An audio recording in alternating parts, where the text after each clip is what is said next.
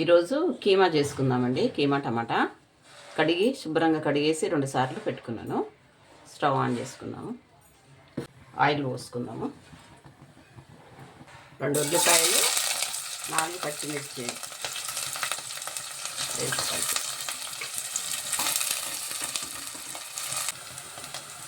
పసుపు వేద్దామండి, 1/2 స్పూన్. అల్లం వెల్లిగడ్డ పేస్ట్ వేసి కలుపుతాము. వేసేద్దామండి.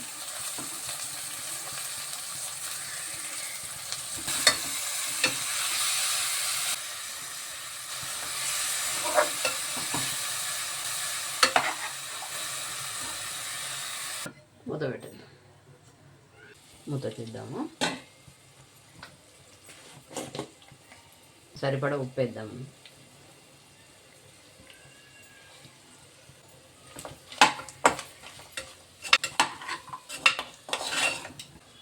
మూత పెట్టేద్దాం.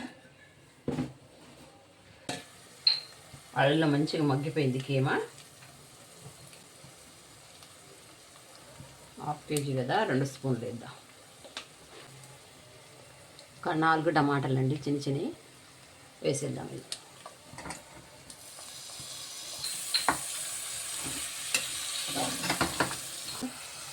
అయిపోయింది కర్రీ.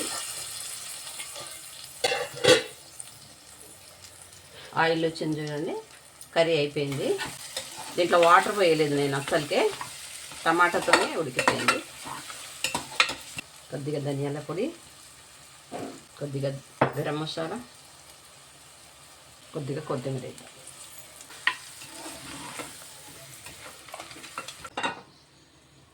కొద్దిగా కస్తూరి మేతి తీసుకున్నాను. కొద్దిగా ఇట్లా ఫ్రై చేసుకోవాలి. ఈ కస్తూరి మేతి వేద్దామండి.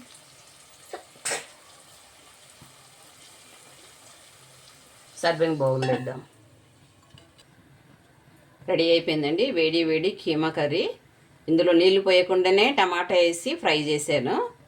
వాటర్ పోస్తే బాగుండదు కీమా. ఛానల్ని లైక్ చేయండి, సబ్స్క్రైబ్ చేయండి.